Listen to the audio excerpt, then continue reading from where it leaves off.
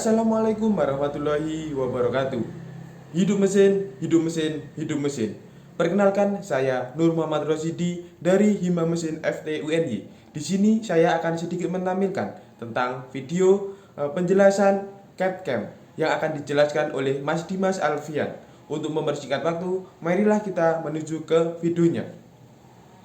Itu sebuah software yang membantu kita untuk menggambar dua dimensi atau tiga dimensi. Ketika zaman dahulu kan kita masih menggunakan manual tuh, menggunakan mesin, menggunakan pensil, menggunakan penggaris, menggunakan meja gambar dan lain-lain. Sedangkan untuk zaman sekarang itu sudah canggih teman-teman. Kita bisa membuat desain apapun itu menggunakan software. Kita sudah dipermudah oleh teknologi teman-teman. Kemudian untuk Mastercam ini itu bukan hanya sekedar CAD teman-teman. Dia juga termasuk CAM. CAM itu adalah ketika kita telah membuat desain dua dimensi atau tiga dimensi, kita akan melakukan pemrosesan atau penyusunan proses di dalam software tersebut untuk menggenerate suatu G-code dan M-code. Nah, apa ini G-code dan M-code? Kode-kode ini nantinya akan dimasukkan ke mesin CNC ya teman-teman ya. Jadi kita untuk proses mesin CNC itu bisa dengan dua cara. Kita langsung program manual di mesinnya atau menggunakan software, kemudian output G-code-nya kita masukkan ke mesin. Kita bisa menggunakan cara yang pertama yaitu langsung mengetik kodenya di mesin itu ketika kita menggambar benda-benda yang simple. Kalau bendanya seperti ini, itu dirasa sangat susah, teman-teman. Nah, ini adalah contoh soal waktu perlombaan, yaitu soal perlombaan internasional tahun 2017 di Abu Dhabi. Nah, ini untuk soalnya seperti ini, teman-teman. Kalau kita memprogram manual akan sangat sulit dan membutuhkan waktu yang sangat lama, teman-teman.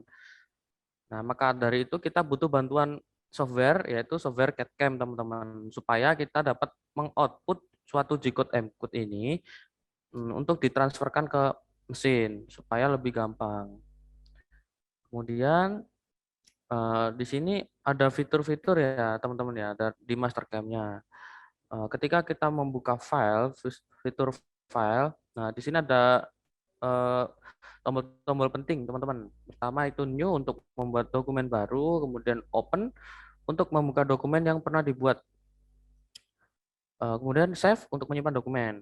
Nah, di sini untuk save som ini menyimpan beberapa saja teman-teman ya. Jadi misal kita hanya menge-save suatu dua dimensinya saja atau beberapa garis saja, pakainya fungsi ini. Kemudian untuk convert, nah itu mengubah file dari atau ke Mastercam. Kita bisa convert file Mastercam itu menjadi file beberapa file yang telah ditentukan. Kemudian untuk configuration yaitu beberapa custom pada Mastercam, misal penguruban background, warna garis dan lain-lain. Dan terakhir ada option di sini teman-teman untuk mengatur aturan custom seperti key mapping di keyboard atau custom ribbon. Nah, untuk konfigurasi Mastercam di sini yang pertama adalah berapa banyaknya angka setelah koma teman-teman. Berapa digit sih yang ditampilkan di Mastercam.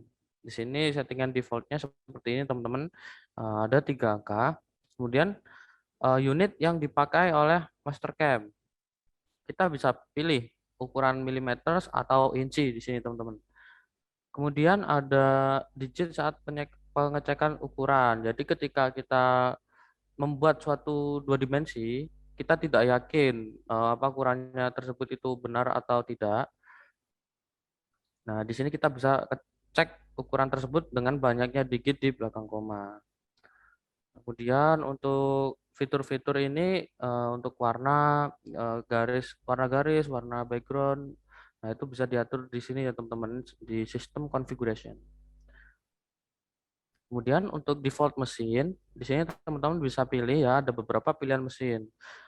Yang pertama itu ada yang milling, ada lathe, ada router, ada wire. Nah, teman-teman ini bisa pilih sesuai kebutuhan. Misal teman-teman mau mengerjakan benda yang akan dikerjakan oleh mesin CNC milling, teman-teman bisa pilih mill. Kalau teman-teman mau proses benda tersebut dengan CNC bubut atau CNC turning, teman-teman tinggal pilih LED. Dan router dan wire pun menyesuaikan juga sesuai kebutuhan teman-teman.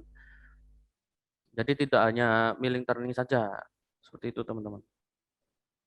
Nah, untuk key mapping ini, teman-teman itu eh, tinggal fungsinya yaitu mempercepat teman-teman untuk memilih fungsi. Jadi teman-teman tinggal klik saja tombol yang ada di keyboard. Nah, itu fungsinya secara otomatis akan terpanggil. Misal, untuk kita akan membuat garis. Nah, untuk membuat garis, kita hanya perlu kita setting di sini wireframe, line, kemudian shortcutnya kita buat tombol L. Jadi ketika kita tekan tombol L di keyboard, secara otomatis fungsi line untuk membuat garis itu akan terpanggil tanpa kita akan mencari di kolom-kolom fungsi ya, teman-teman. Nah, di sini juga ada beberapa konteks menu. Nanti kita jelaskan saja di software. Nah, ini untuk key mapping standarnya ya, teman-teman ya. Seperti ini. Bisa dicek nanti di modul. Kemudian fitur 2D pada Mastercam. Nah, ini ada beberapa fitur yang akan kita gunakan nanti ya, teman-teman ya. Nah, pertama kita masuk ke menu wireframe. Di menu wireframe itu ada beberapa fungsi. Yang pertama ada point position, yaitu point, jadi fungsi untuk membuat poin. Kemudian line and point. Line and point ini untuk membuat garis ya, teman-teman ya. Kemudian untuk circle, center point untuk membuat lingkaran. Kemudian arc tangan untuk circle point, yaitu membuat lingkaran dengan memanfaatkan suatu garis untuk kesejajarannya. Dan bisa membuat garis bersinggungan ya, teman-teman ya. Kemudian di sini ada fungsi rectangle, di sini teman-teman bisa dilihat. Itu untuk membuat kotak ya, teman-teman ya. Kemudian cut break frame ini fungsinya ada banyak, yaitu untuk memotong, untuk memisahkan atau menghapus garis yang tidak diperlukan. Kemudian ada radius, yaitu di sini fillet entities fungsinya adalah membuat suatu radius. Kemudian ada chamfer, yaitu untuk membuat chamfer. Nah, fungsi-fungsi di sini hanya untuk 2 dimensi ya, teman-teman ya. Nah, ini untuk tujuannya untuk membentuk kontur atau geometri awal dari benda kerja yang akan kita gunakan. Di sini juga bisa dikembangkan supaya menjadi 3 dimensi, teman-teman. Dari 2 dimensi menjadi 3 dimensi.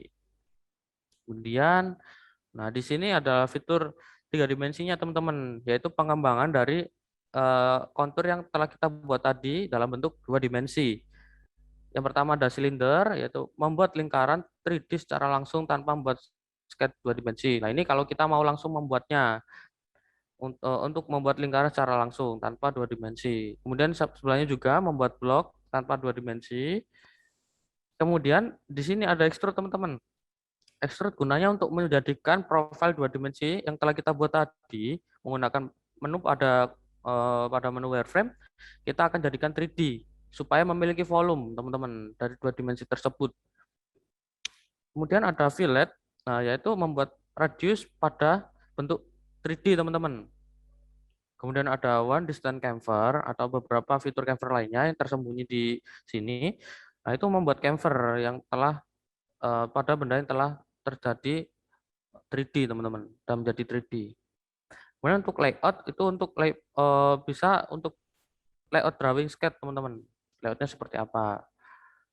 Tapi untuk layout tidak akan kita bahas hari ini, kita teman-teman ya. Kita akan fokus pada pemrogramannya saja. Kemudian ada menu drafting, yaitu mengukur secara otomatis dan mendeteksi semua posisi ukuran. Jadi kita tadi seperti yang saya jelaskan di awal, kita bisa mengecek 2 dimensi, ukuran 2 dimensi yang telah kita buat tadi menggunakan fitur ini, teman-teman. Kemudian ada line endpoint, yaitu tadi membuat garis secara horizontal atau vertikal atau garis tersebut mempunyai sudut tertentu. Di sini kemudian ada circle center point, yaitu dia membuat suatu lingkaran bisa untuk posisinya bisa tentukan manual atau kita posisikannya di di suatu posisi, yaitu misalkan di ujung garis atau di tengah-tengah garis, seperti itu. Nah, ini gunanya untuk membuat suatu lingkaran. Kemudian ada rectangle, kotak. Di sini untuk membuat segi 4 ya teman-teman ya. Nah, teman-teman bisa lihat ada width dan height. Nah, ini untuk panjang dan lebarnya teman-teman. Kemudian ada field radius, yaitu membuat suatu radius teman-teman. Nah, teman-teman itu bisa pilih, ada beberapa metode di sini, ada normal, ada inverse, ada cycle. Cuman yang biasanya digunakan adalah yang normal teman-teman. Di sini untuk kolom radius ini besarnya radius yang akan dibuat teman-teman. Dan ada chamfer, hampir mirip seperti radius.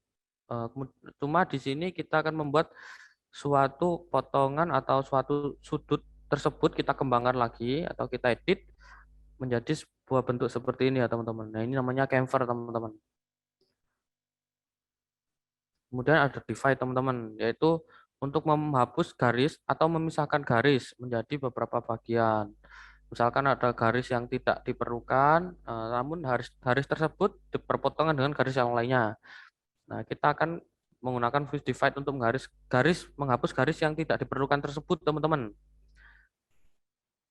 Ini fungsi yang sangat diperlukan ketika kita menggunakan fungsi-fungsi dua dimensi. Dan ada line paralel, yaitu untuk mengoffset line dengan jarak tertentu. Kemudian, nah di sini materi kita pada hari ini ya teman-teman ya, yaitu seperti ini gambar kerjanya. Tugas kita adalah membuat sketsa dua dimensi dan toolpad.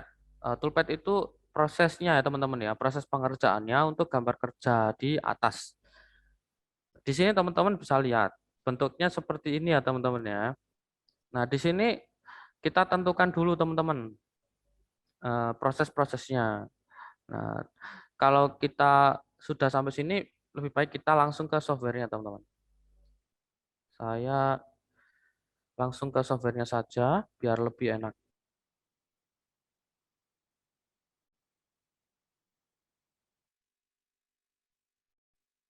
Oke, nah ini ya teman-teman ya, untuk software dari Mastercam-nya. Jadi untuk di sini saya menggunakan Mastercam versi 22 ya teman-teman. Nanti untuk yang menggunakan versi X5 atau X9 atau X7 bisa menyesuaikan. Oke, di sini saya coba buka gambar kerjanya tadi. Nah, seperti ini ya teman-teman ya. Bisa dilihat kita untuk mengerjakan benda seperti ini, kita membutuhkan membutuhkan suatu urutan proses pengerjaan yang benar. Jadi kita tentukan dulu di sini teman-teman untuk proses pengerjaannya itu dari mana saja. Oke, di sini saya coret-coret saja.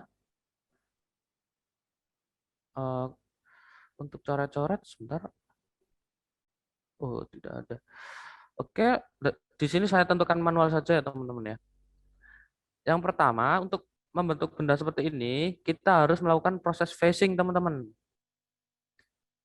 Kemudian ada proses pemakanan kasar, kemudian finishing, yaitu pemakanan akhir. Oke, pemakanan akhir. Kemudian ada proses groove untuk membentuk alur ini yang mempunyai diameter 24. Kemudian kita akan membuat ulir, yaitu di depan ini ada sebuah ulir, yaitu M16 dikali 2. Kemudian proses terakhir ada drill depan benda kerja ya teman-teman ya. Nah, jadi di depan benda kerja ini ada suatu lubang teman-teman. Nah, kalau kita cat